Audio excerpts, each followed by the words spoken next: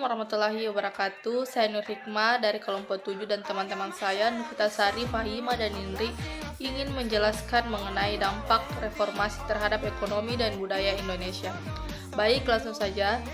Reformasi di Indonesia yang dimulai pada tahun 1998 telah membawa banyak perubahan signifikan baik dalam bidang ekonomi maupun budaya. Dalam bidang ekonomi, reformasi membuka peluang bagi liberalisasi ekonomi dan regulasi. Ini berarti bahwa pemerintah mengurangi campur tangannya dalam ekonomi dan memberikan lebih banyak ruang bagi sektor swasta untuk berkembang. Selain itu, reformasi juga mendorong transparansi dan akuntabilitas dalam pemerintahan yang penting untuk menciptakan lingkungan bisnis yang sehat dan adil. Dalam bidang budaya, reformasi telah membuka ruang bagi kebebasan berekspresi dan berkreasi. Sebelum reformasi, kehidupan budaya di Indonesia sangat dikendalikan oleh pemerintah.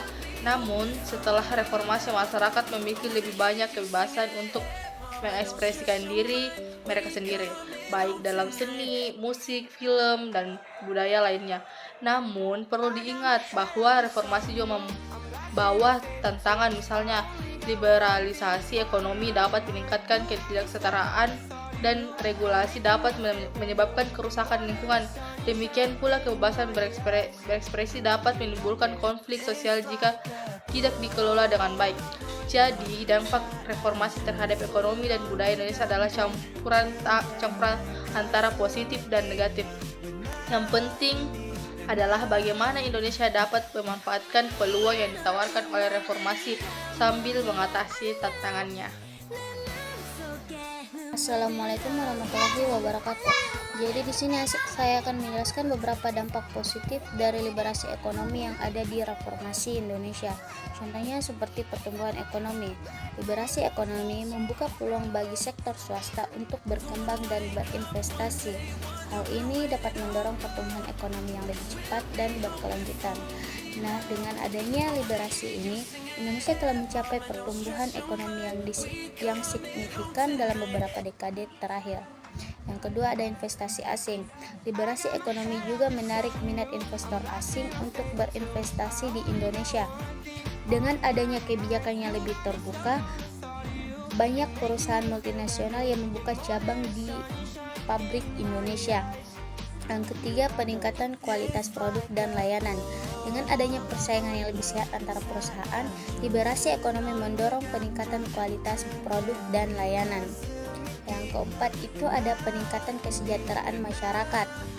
Nah, pertumbuhan ekonomi yang dihasilkan dari liberasi ekonomi dapat berdampak positif pada kesejahteraan masyarakat. Contohnya seperti peningkatan lapangan kerja. Namun perlu kita ketahui bersama, dampak positif liberasi ekonomi itu tidak selalu dirasakan oleh seluruh lapisan masyarakat.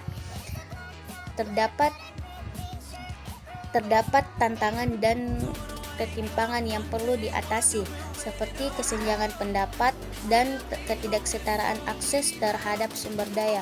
Oleh karena itu, penting bagi pemerintah untuk mengimplementasikan kebijakan yang inklusif dan berkelanjutan untuk memastikan bahwa manfaat dari liberasi ekonomi ini dapat dirasakan oleh seluruh masyarakat. Terima kasih. Selain dampak positif, liberasi ekonomi juga memiliki beberapa dampak negatif. Yang pertama yaitu ketidaksetaraan ekonomi. Liberasi ekonomi dapat meningkatkan kesenjangan antara kaya dan miskin. Ketika sektor swasta mendominasi ekonomi, mereka yang memiliki sumber daya atau sumber alam yang cukup akan mendapatkan manfaat yang lebih besar daripada mereka yang kurang beruntung. Hal ini dapat menyebabkan ketidaksetaraan ekonomi. Yang kedua yaitu kesetaraan dan ketidakpastian pekerjaan. Liberasi ekonomi dapat menyebabkan pemutusan hubungan kerja dan penurunan lapangan kerja di sektor-sektor yang tidak kompetitif. Yang ketiga yaitu kerusakan lingkungan. Dalam upaya untuk menarik investasi dan mendorong pertumbuhan ekonomi, beberapa negara mungkin mengabaikan perlindungan lingkungan. Regulasi ekonomi yang tidak diimbangi dengan regulasi lingkungan yang memadai dapat menyebabkan kerusakan lingkungan yang serius seperti polusi udara dan polusi air. Yang keempat yaitu ketergantungan ekonomi. Jika liberasi ekonomi tidak diikuti dengan kebijakan, negara dapat bergantung kepada investasi asing dan perdagangan internasional. Ketergantungan yang berlebihan ini dapat membuat negara rentan terhadap fluktuasi pasar global dan tekanan ekonomi dari luar. Assalamualaikum warahmatullahi wabarakatuh. Adapun dampak reformasi di Indonesia. 1. Demokratisasi. Reformasi membuka jalan bagi sistem demokrasi yang lebih kuat di Indonesia. Pemilihan umum yang lebih bebas dan adil telah menjadi norma dan partisipasi politik masyarakat meningkat.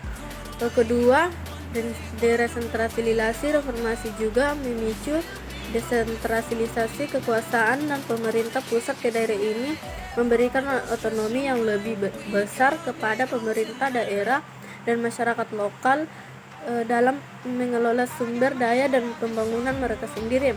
Ketiga, penguatan hukum. Reformasi mendorong penguatan hukum dan menegakkan hukum yang lebih baik. Meski masih ada tantangan, namun ada peningkatan dalam upaya pemberantasan korupsi dan penegakan hukum. Keempat, pendidikan dan kesehatan. Reformasi juga membawa perubahan dalam sektor pendidikan, kesehatan, akses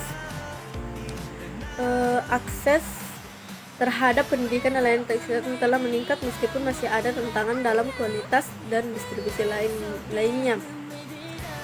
Kelima, perubahan sosial. Reformasi telah memicu perubahan sosial yang signifikan. Masyarakat menjadi lebih terbuka dan toleran terhadap perbedaan dan hak-hak minoritas, dan kelompok marginal mulai mendapatkan pengakuan yang lebih baik. Itulah semua poin ini menunjukkan bahwa reformasi telah membawa banyak perubahan penting bagi Indonesia meski masih ada tantangan yang perlu diatasi. Wassalamualaikum warahmatullahi wabarakatuh.